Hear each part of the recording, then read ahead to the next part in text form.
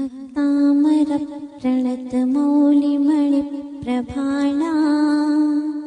मुद्योतकन्दलितपापतमोवितानम् सम्यक् प्रणम्य जिनपादयुगयुगादा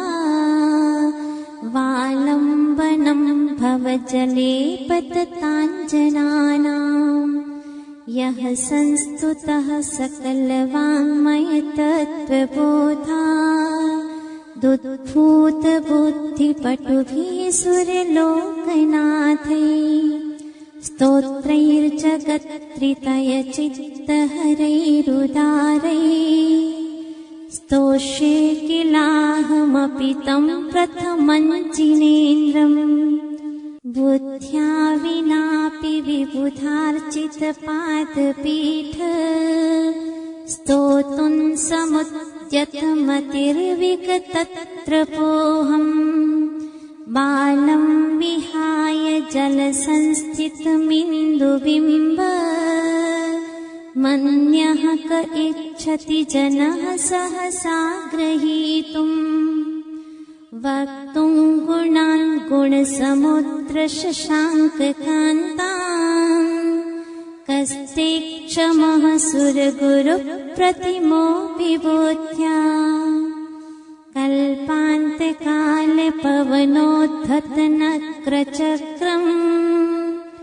को वातरीतुमलमम्बुनिधिं भुजाभ्याम् सोऽहं तथापि तव भक्तिवशान्मुनीश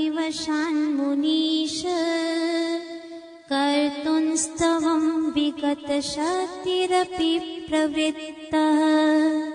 प्रीत्यात्मवीर्यमविचार्य मृगो मृगेन्द्रम् नाभेति किन्निजशिशोः परिपालनार्थम् अल्पश्रुतं श्रुतवतां परिहासधाम तद्भक्तिरेव मुखरीकुरुते बलान्माम् यत्कोकिलः किल मधौ मधुरं विरोति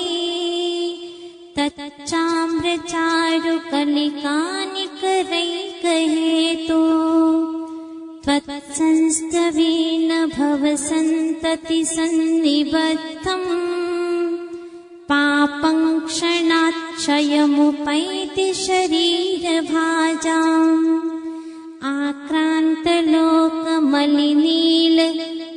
आक्रान्तलोकमलिनीलमशेषुमाशु सूर्यांशुभिन्नमिव शार्वरमन्धकारम् मत्वेति नाथ तव संस्तवनं मयेद मारभ्यते तनुधियापि तव प्रभावात् चेतो हरिष्यति सतां नलिनी दलेषु मुक्ता फलद्युतिमुपैति नूदबिन्दुः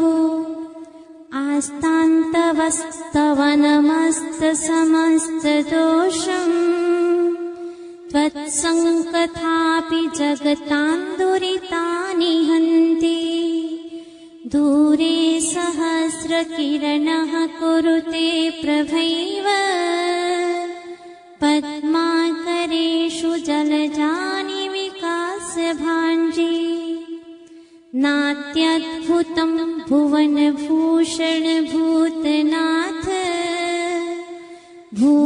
भूतैर्गुणैर्भुवि भवन्तमभीष्टुवन्तः तुल्या भवन्ति भवतो ननु तेन किं वा भूत्याश्रितं य इह नात्मसमं करोति दृष्ट्वा भवन्तमनिमेषविलोकनीयम् नान्यत्र दोषमुपयाति जनस्य चक्षुः पीत्वा पयः शशिकरद्युतिदुग्धसिन्धोः क्षारञ्जलञ्जलनिधेरसितुं कैच्छे यैशान्तरागरुचिभिः परमाणुभिस्त्वम् निर्मापितस्त्रिभुवनैकललाभूत तावन्त एव खलु ते प्रणवः पृथिव्याम् यत्ते समानमपरन्न हि रूपमस्ति वक्त्रं क्वते सुरनरोरगनेत्रहारी निःशेष निर्जित जगत्त्रितयोपमानम्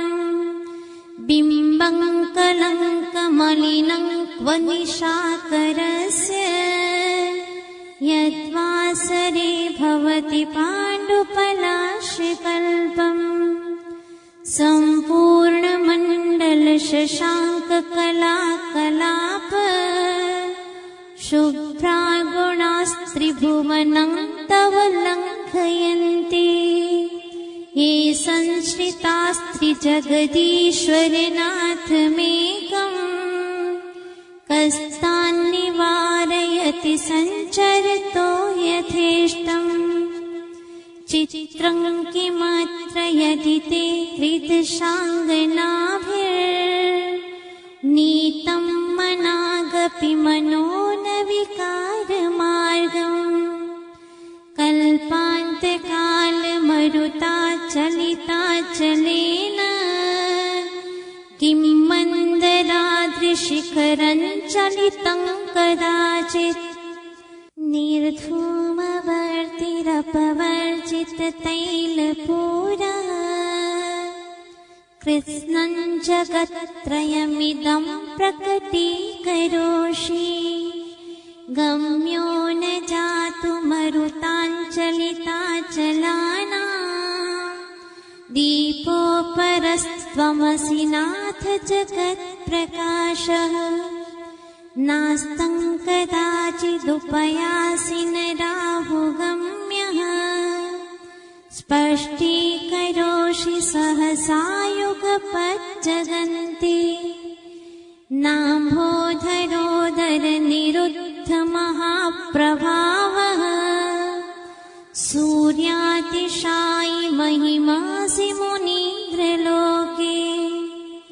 नित्योदयं दलितमोहमहान्धकारम्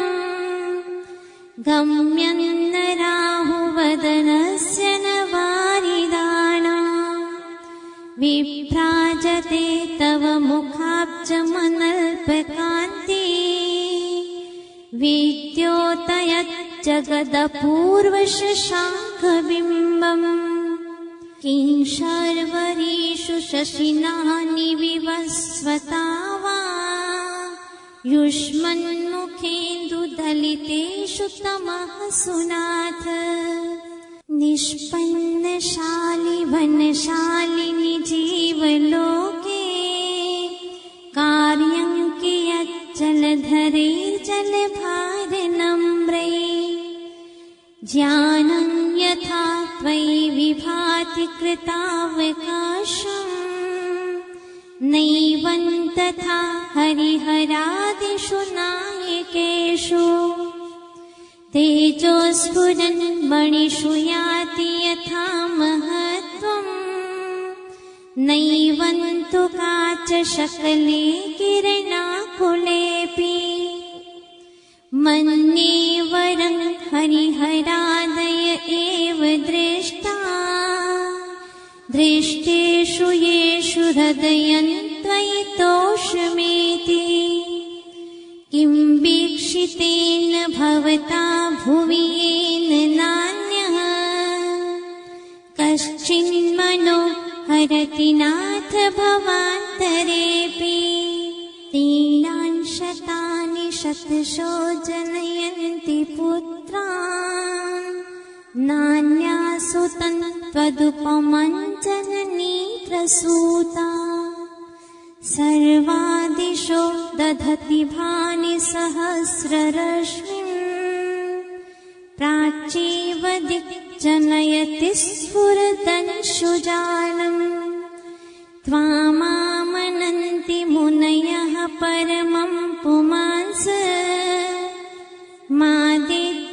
मादित्यवर्णममलं तमः वसः पुरस्तात्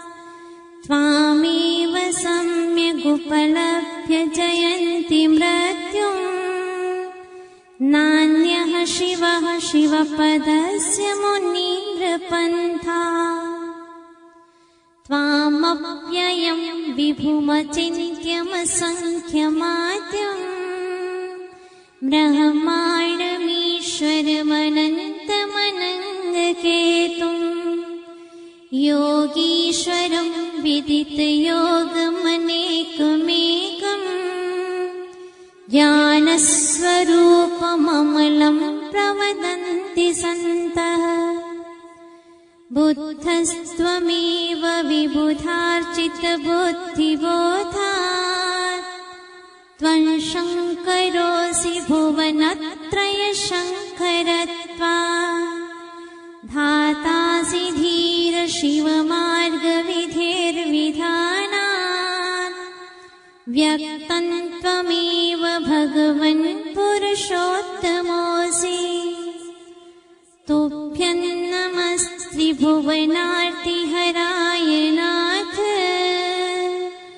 तुभ्यं नमः क्षितितलामलभूषणाय तुभ्यं नमस्त्रिजगतः परमेश्वराय तुभ्यं नमो जिनभवोदधिशोषणाय को विस्मयोऽत्र यदि नाम गुणैरशेषैस्त्वं संश्रितो निरवकाशतया मुनीश दोषैरुपात्त विविधाश्रयजातगर्वैः स्वप्नान्तरेऽपि न कदाचिदपीक्षितोऽसि उच्चैरशोकतरुसंश्रितमुन्मयोऽख मा भाति रूपममलं भवतो नितान्तम् स्पष्टोल्लसत्किरणमस्ततमोवितानम् बिम्बन् रवेरिव पयोधर पार्श्ववर्ती सिंहासने मणिमयूखशिखा विचित्रे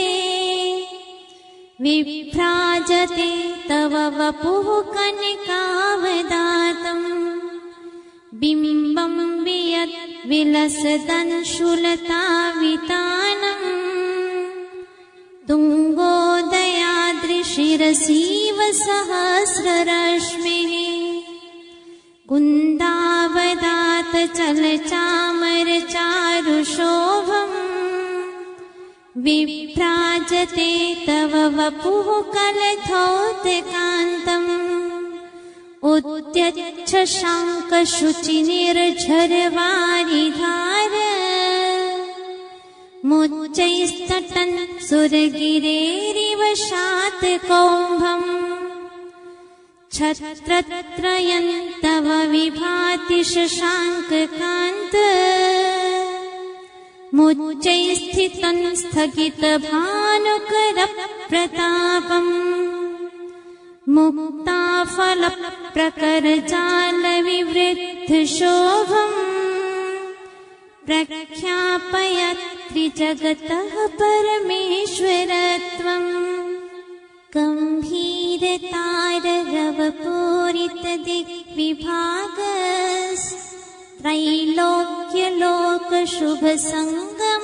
गम्भीरतारवपूरितदिग्विभागस्त्रैलोक्यलोकशुभसङ्गमभूतिदक्षः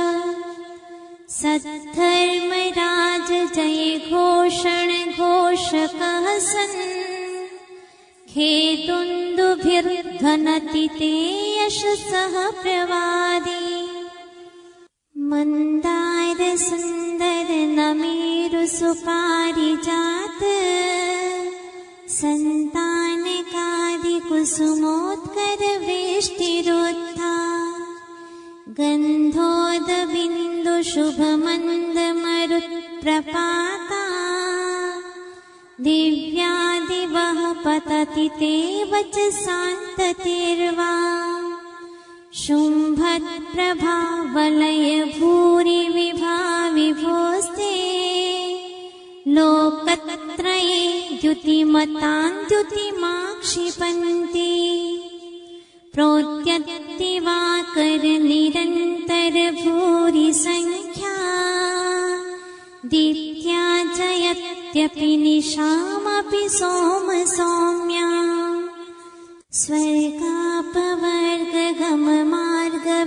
स्वर्गापवर्गगममार्गविमार्गणेष्टः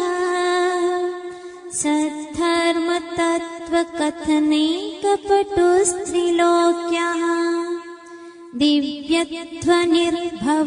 ते विशदार्थ सर्व भाषा स्वभाव परिणाम गुणैः प्रयोज्यः उन्निद्र हेम नव पंकज पुंज कान्ति पर्युल्लसन्नख मयूख शिखाभिरामो पादौ पदानि तव यत्र जिनेन्द्र दत्तः पद्मानि तत्र विबुधाः परिकल्पयन्ति इत्थं यथा तव विभूतिरभुज्जिनेन्द्र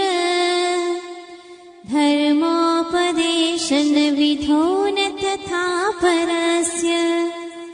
यादृक् प्रभा दिनकृतः प्रहतान्धकारा तादृक् कुतो ग्रहगणस्य विकासिनोऽपि चोतन्मदा विलविलोलकपोलमूल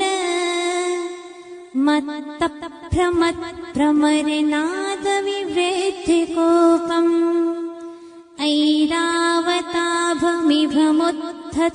ऐरावताभमिभमुत्थतमापतन्तम् दृष्ट्वा भयं भवति नो भवदाश्रितानाम् भिन्नेभ कुम्भगलदुज्ज्वलशोणितात् मुक्ताफलप्रकरभूषित भूमिभागः बद्धक्रमः क्रमगतं हरिणाधिपोऽपि नाक्रामतिक्रमयुगाचलसंश्रितन्ते कल्पान्त्यकाले पवनोत्थतवह्निकल्पम् दावानलं ज्वलितमोज्ज्वलमोस्फुलिङ्गम् विश्वं जिघत्सुमिव सम्मुखमापतन्तम्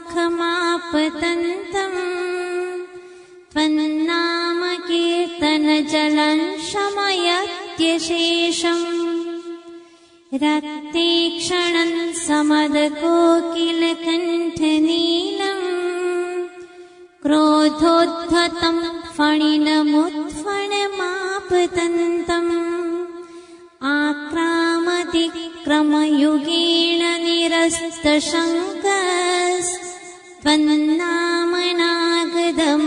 निरस्तशङ्कस्त्वन्नामनागदमनीरतियस्य पुंसः वल्गत्तुरङ्गगजगर्जित भीमनाद माजौवलं बलवतामपि भूपतीनाम्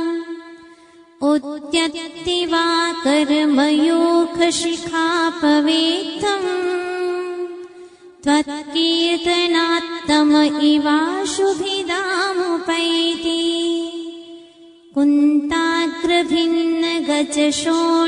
कुन्ताग्रभिन्नगजशोणितवारिवाह वेगावतारतरणातुरयोध भीमे युद्धे जयं विजितदुर्जय जेयपक्षास्त्वत्पादपङ्कजवनाश्रयिनो लभन्ते अम्भोनिधोक्षुभितभीषणनक्रचक्र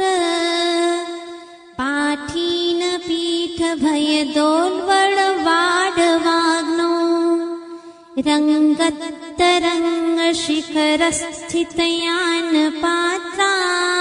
रङ्गत्तरङ्गशिखरस्थितयानपात्रास्त्रासं विहाय भवतः स्मरणाद् व्रजन्ति उद्भूतभीषणजलोदरभारभूग्नः शोच मृत्युश्चान्दशामुपगताश्च्युतजीविताशाः त्वत्पादपङ्कजरजो मृतदिग्धदेहा मर्त्या भवन्ति मकरध्वजतुल्यरूपाः आपादकण्ठमुरुशङ्खलवेष्टिताङ्गा गाढं बृहन्निगडकोटिनिकृष्टजङ्घा त्वन्नाम मन्त्रमनिशं मनुजाः स्मरन्तः सद्यः स्वयं विगतबन्धभया भवन्ति मत्तत्विपेन्द्रमृगराजदवानलाहि सङ्ग्रामवारिधि महोदरबन्धनोत्थम् तस्याशुनाशमुपयाति भयं भियेव यस्तावकंस्तवमिमं मतिमानधीते स्तोत्रस्रजन्तव जिनेन्द्रगुणैर्निबद्धा